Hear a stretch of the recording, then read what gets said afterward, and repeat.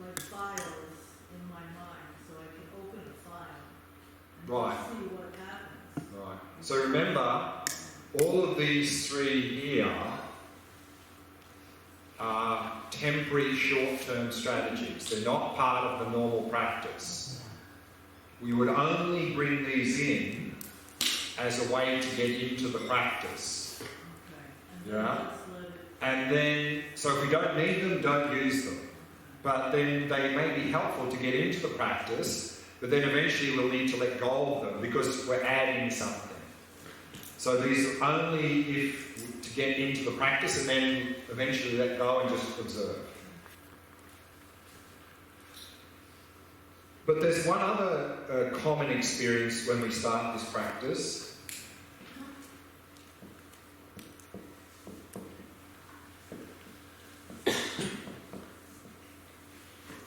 And that is, we sit down and we watch and then suddenly there's no thoughts. And normally as a beginner, that's not generally because our mind has gone very quiet and still all of a sudden. One of the more common reasons is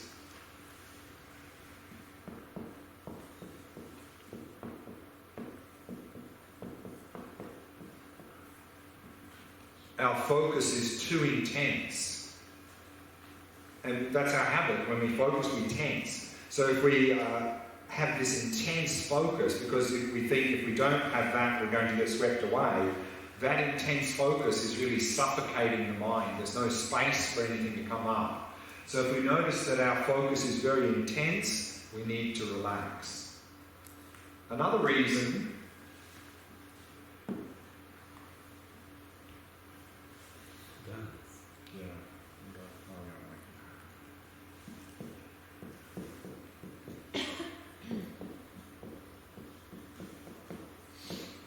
is that we're simply lacking clarity. That there is actually mental events going on there, but we don't notice them. So if we notice that our mind is sort of sinking, becoming quite dull, then sharpen the focus, pay closer attention. And then another common reason is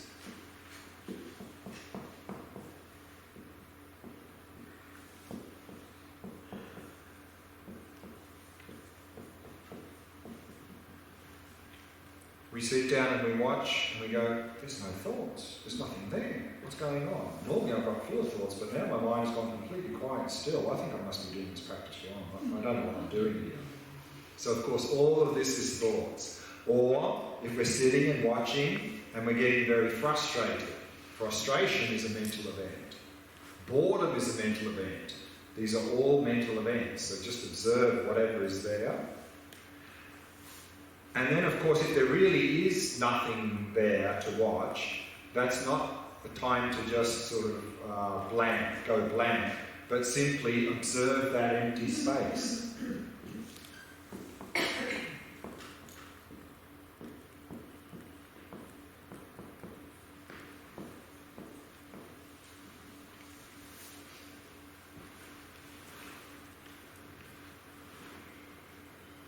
Any questions? The fourth one is observe the empty space. So it means if there's no mental events there, just pay attention to that empty space of the mind and watch and see what comes up next in that space. Because there's a danger that if there's nothing there, we just sort of drift into a very dull, blank state.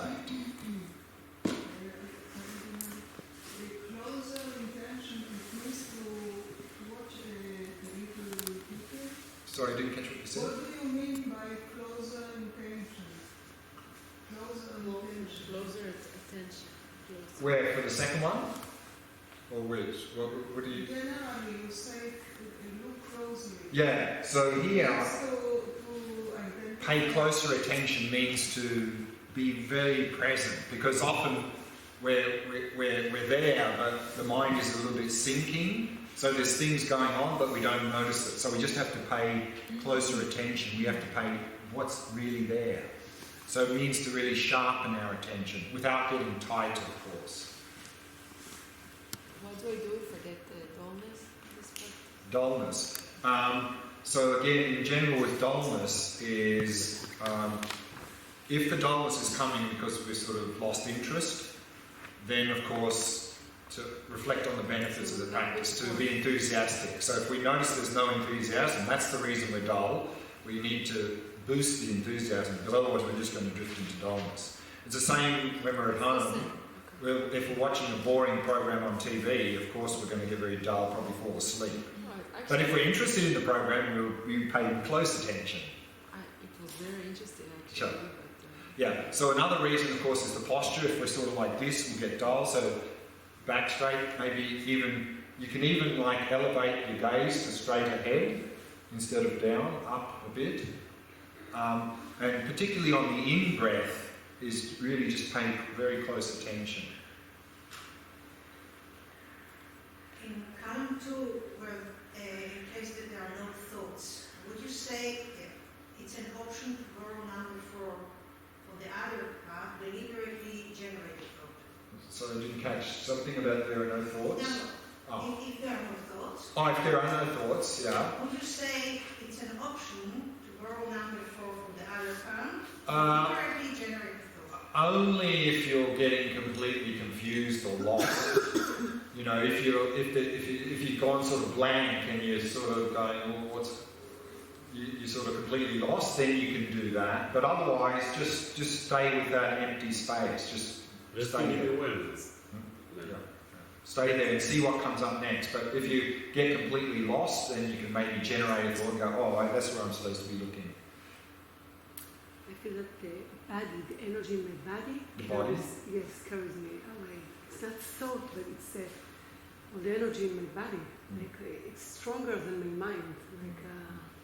Yeah, so very common in this practice that, for example, if we've done a lot of breath work, that we're watching and then we suddenly find ourselves focusing here or on the breath or on the body. So if that happens, of course, just let it go and come back. Just let it go and come back. It's strong.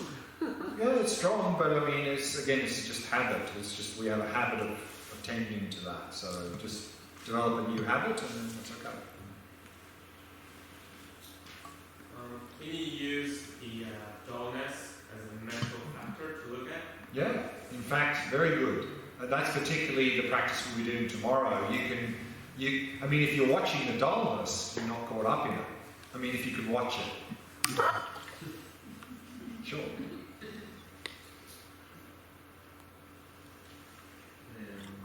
Maybe picking up on him a bit, that things that are really vague, like untangible, like vagueness, other sensation, feelings.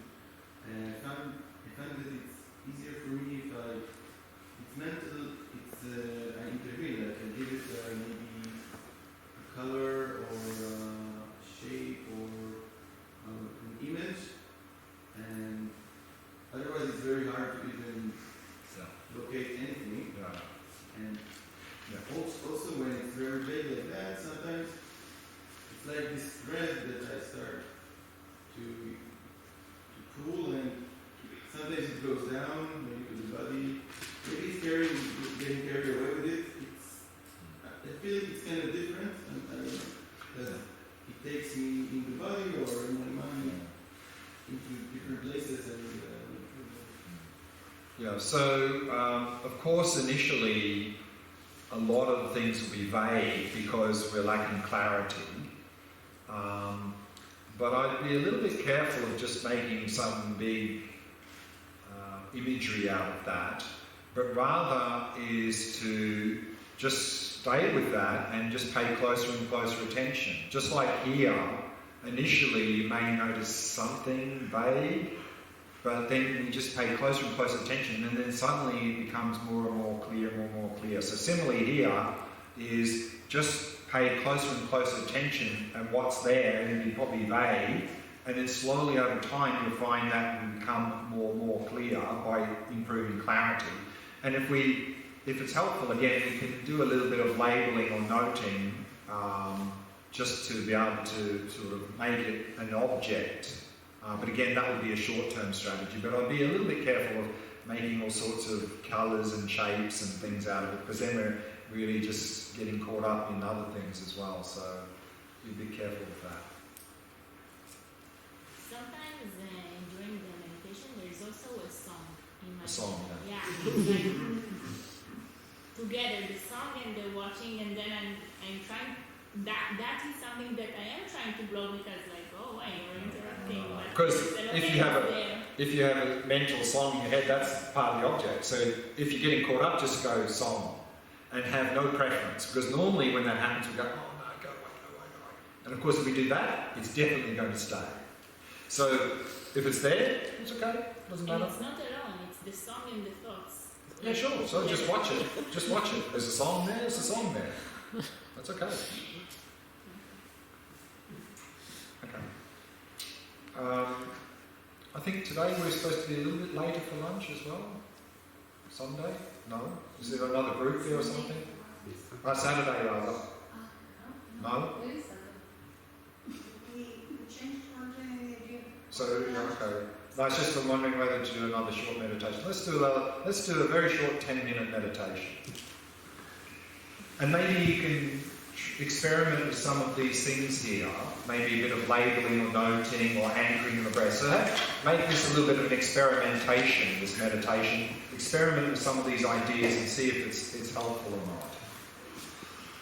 And we'll do very short 10 minutes.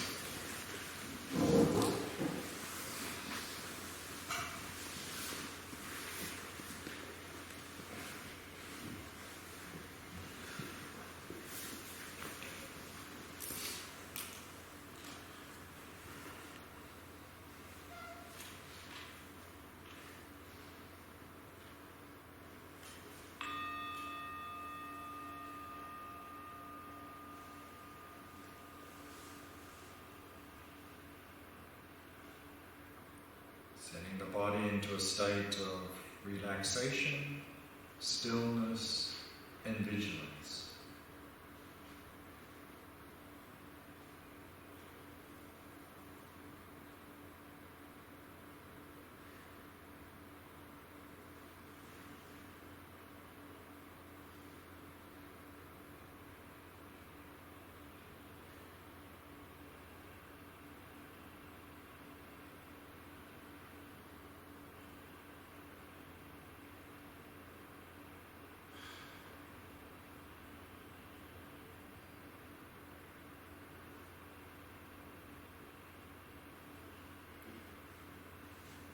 And relaxing more deeply with each out-breath.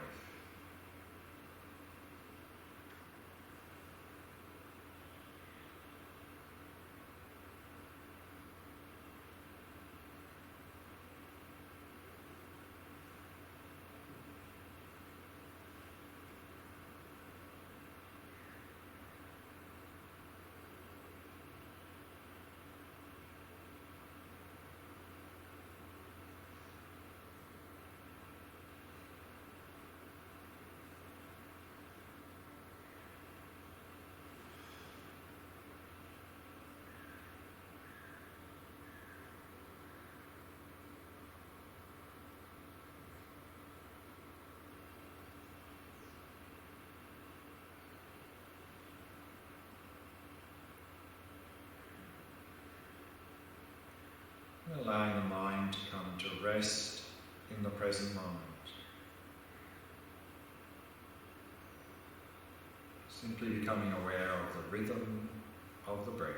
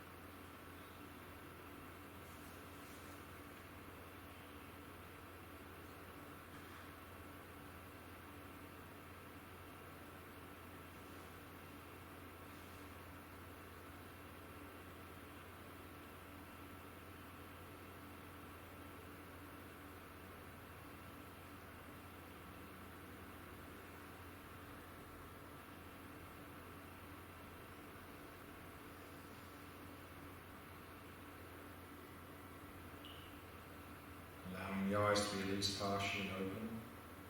resting your gaze in the space in front of you. And bringing your attention to your own mind. And observe your own mind and whatever is arising in the space of the mind.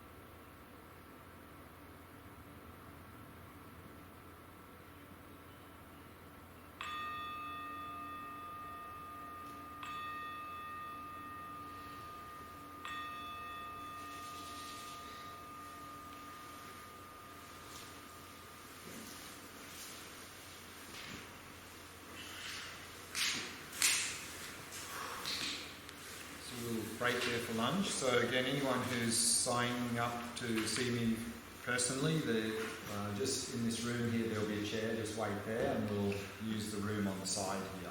So just 5 minutes before your time, if you're there, that's fine. So again, let's break for lunch.